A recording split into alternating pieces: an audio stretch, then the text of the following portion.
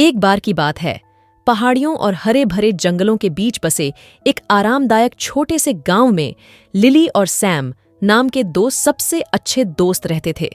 Lily एक उज्ज्वल आंखों वाली लड़की थी जिसके लंबे लहराते बाल थे, जिनका रंग धूप में चूमा हुआ गेहूं जैसा था, और सैम एक शरारती मुस्कुराहट और रोमांच से भरा दिल वाला एक जिज्ञासु लड़का था।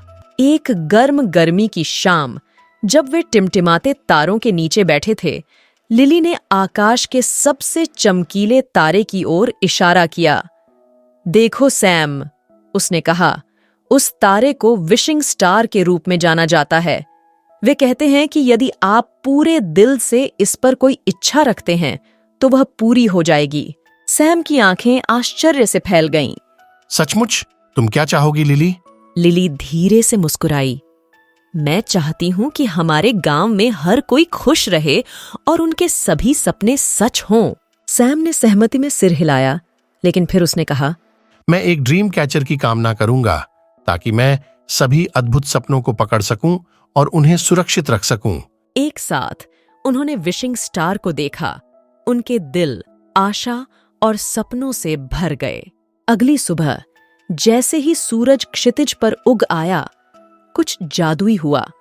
गांव के चौराहे के बीच में, जहां पहले घास के अलावा कुछ नहीं था, एक शानदार पेड़ खड़ा था। इसकी शाखाएं फैली हुई भुजाओं की तरह आकाश तक पहुंच गईं, और सबसे ऊंची शाखा के शीर्ष पर विशिंग स्टार झिलमिला उठा। जैसे ही लोग पेड़ के चारों ओर एकत्र हुए, उसकी सुंदरता को देखकर आश्चर्यचकित हो गए। पूरे गांव में उत्साहित फुसफुसाहट फैल गई, और वहां शाखाओं से लटकते हुए सैकड़ों ड्रीम कैचर थे, प्रत्येक अद्वितीय और रंगीन पंखों और मोतियों से सजा हुआ। लिली और सैम को अपनी आंखों पर विश्वास नहीं हो रहा था। कमाल हो गया, लिली ने कहा। उसका दिल खुशी से भर गया। और देखो लिली, सैम ने पेड़ के नीचे रखी एक छोटी टोकरी की ओर इशारा करते हुए कहा।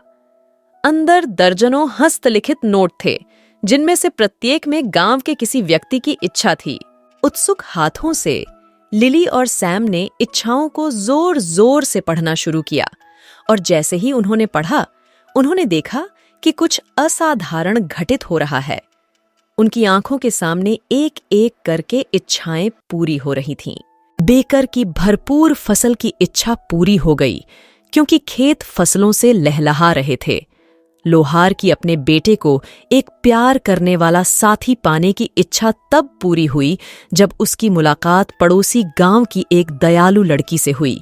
और यहां तक कि एक बच्चे की सबसे छोटी इच्छा भी, जो एक पिल्ले को अपना कहने की इच्छा रखता था, तब पूरी हो गई जब एक आवारा कुत्ता उत्साह से अपनी पूंछ हिलाते हुए गांव के चौराहे पर आ गया। जैसे जैसे दिन बीतते गए, गांव खुशी और आश्चर्य का स्थान बन गया। हंसी मजाक और सपनों के साकार होने से भर गया, और इसके केंद्र में लिली और सैम खड़े थे।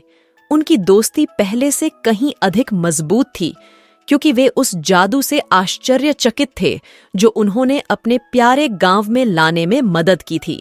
और इसलिए विशिंग स्टार की निगरानी में और ड्रीम कैचर्स की सुरक्षा के तहत लिली और सैम को पता था कि कोई भी सपना बहुत बड़ा नहीं था और कोई भी इच्छा बहुत छोटी नहीं थी, जब तक कि वे आशा और दोस्ती की शक्ति में विश्वास करते थे।